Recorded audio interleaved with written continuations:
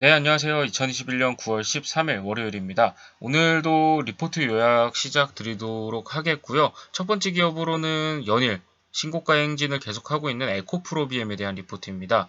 이베스트 증권의 이한나님의 자료입니다. 동사는 2분기 실적 발표 당시에 증설 계획을 24년에 21만 톤, 25년에 29만 톤으로 상향 조정한 바 있습니다. 이는 유럽 공장 투자 계획만 추가된 것이라고 하는데요. 그리고 저번 9월 9일에 SK 이노베이션 향으로 2024년부터 26년까지 3개년간 10조 원대 수주 발표를 한 바 있습니다. 이 SK 이노베이션은 2025년까지 미국 내에서 90기가와트의 생산 능력 확보를 계획을 하고 있고, 이를 고려했을 때 2025년까지 미국 내 SK 이노베이션 향에만 필요한 양극재 규모는 약 12만 톤 수준으로 볼 수 있겠습니다.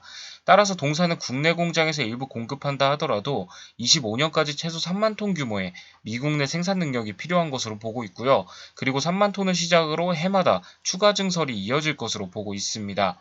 동사는 해외 공장 설립에 대해서 10월 중순쯤 발표를 할 예정이고, 이는 수주에 이어서 또 한 번 주가 상승 모멘텀으로 작용할 것으로 볼 수 있겠습니다. 동사에 대한 목표 주가를 52만 8천 원으로 상향 조정한다고 합니다. 동사는 국내 양극재 기업 중에서 가장 영업이익률이 높은 편에 속하고, 향후 수직 계열화를 통해서 이익률은 점점 높아질 것으로 기대가 되기 때문인데요. 또한 높은 양극재 기술력을 바탕으로 SK 이노베이션 그리고 삼성 SDI 중심의 대규모 수주가 이어지고 있습니다. 동사는 에코프로 글로벌을 통해서 현재 해외 공장을 설립할 때 전구체, 리사이클링 등 수직 계열화 형태가 될 것으로 보고 있고요. 현재 에코프로 CNG에서는 기존 계획대로 건식 리사이클링이 이미 시작이 되었고, 4분기 내 습식이 시작될 것으로 보고 있습니다. 또한 에코프로 이노베이션에서도 하반기 또는 2022년 초부터 수산화 리튬 가공을 시작할 것으로 보고 있습니다.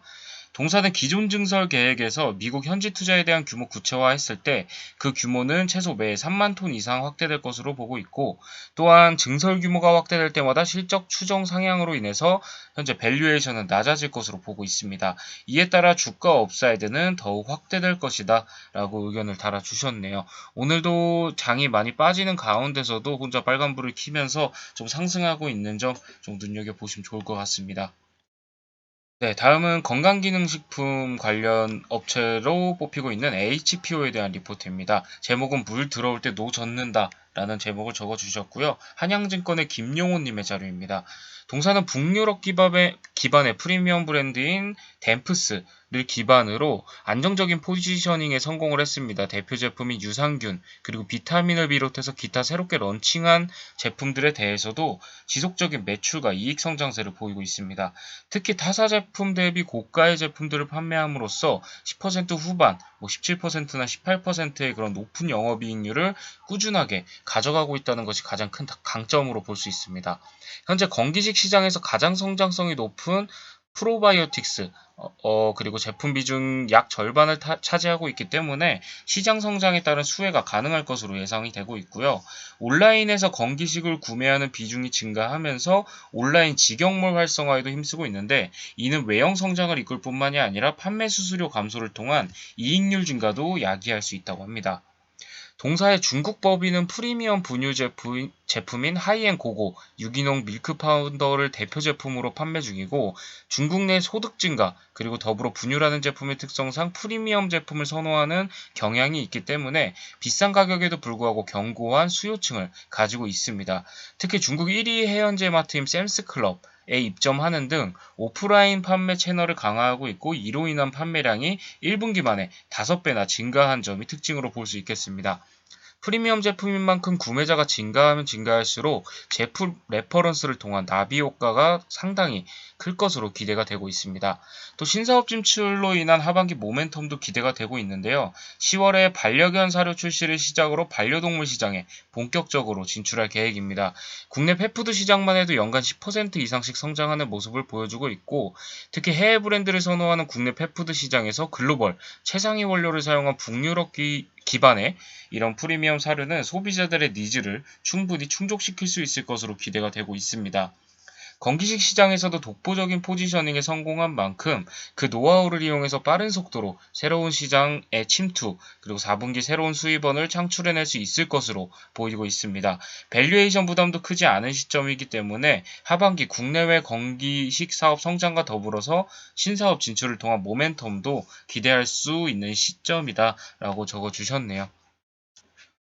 네, 다음은 계속해서 훈풍만 불고 있던 LG전자에 대해서 조금 실적 추정치가 조금 낮아지는 리포트가 나와서 가져와 봤습니다. 키움증권의 김지산님의 리포트를 참조했습니다. 3분기 영업이익은 1조 1025억 원으로 시장 컨센서스 수준일 것으로 보이고요. 다만 별도 기준 영업이익은 8,059억 원으로 소폭 하향 조정했고 당초 예상보다 비즈니스 솔루션 사업부가 미흡할 전망이라고 합니다. 가전은 북미 등 해외 프리미엄 시장 중심으로 순항을 하고 있고 3분기 매출이 이례적으로 2분기보다 증가할 텐데 상업용 에어컨 등 B2B 사업이 확대되면서 계절성을 극복해가는 모습이라고 합니다. 유럽에서는 건조기 등 신가전을 앞세워 높은 성장세를 이어가고 있다고 하고요. TV 같은 경우에는 패널 그리고 DDIC 등 원가 부담에도 불구하고 OLED 판매 호조를 바탕으로 경쟁사들보다 우수한 수익성 기조를 유지할 것으로 보고 있습니다.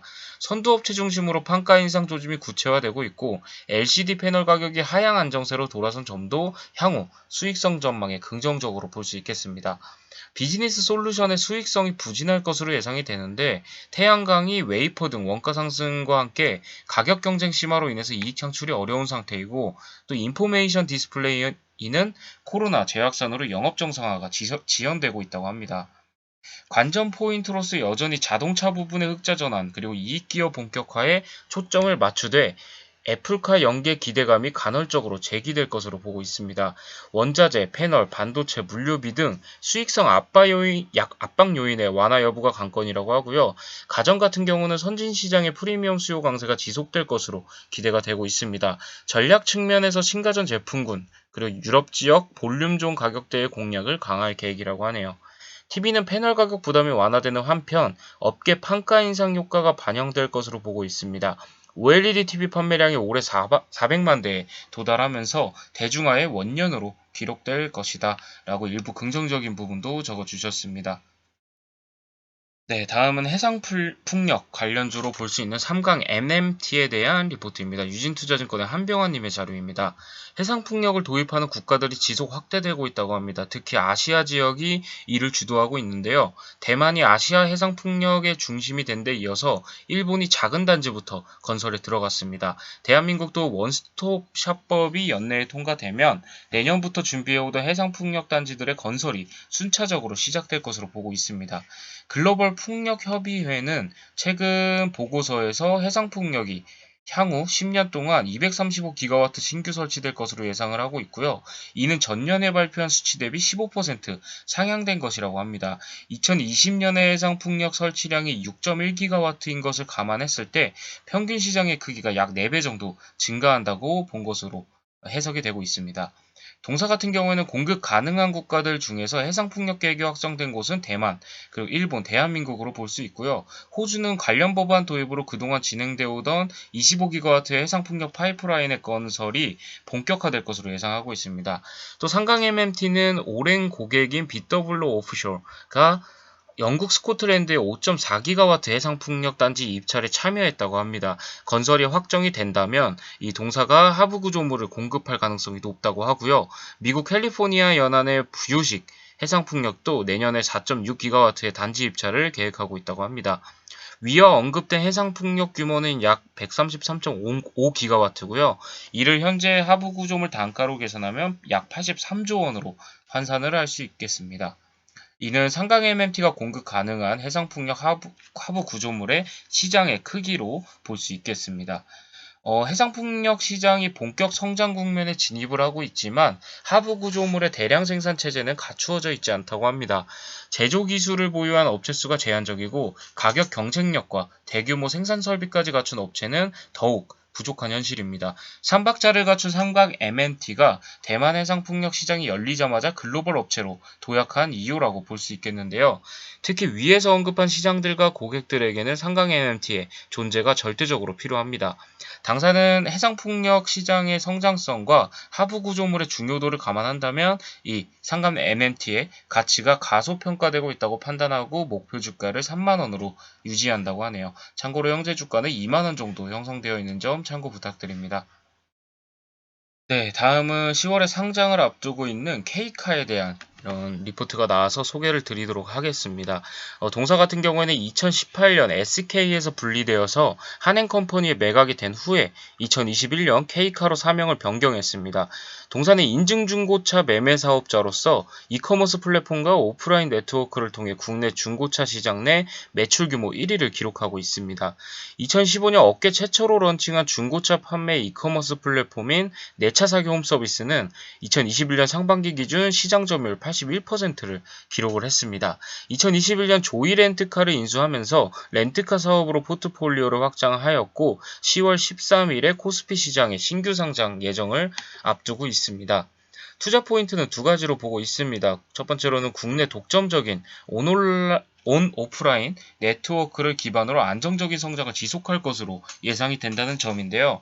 투명성이 부족한 국내 중고차 시장에서 100% 직역인증 중고차만을 취급하면서 온 오프라인 모두 3일 책임 환불제를 실시하고 품질, 가격 투명성을 확보한 바 있습니다. 또 국내 최대 규모의 이커머스 플랫폼을 기반으로 구매, 결정, 결제, 수령까지 전 과정을 비대면화하였고요. 이에 따라 매출 비중도 꾸준히 성장하고 있고 시장 점유율은 81%를 기록을 했습니다.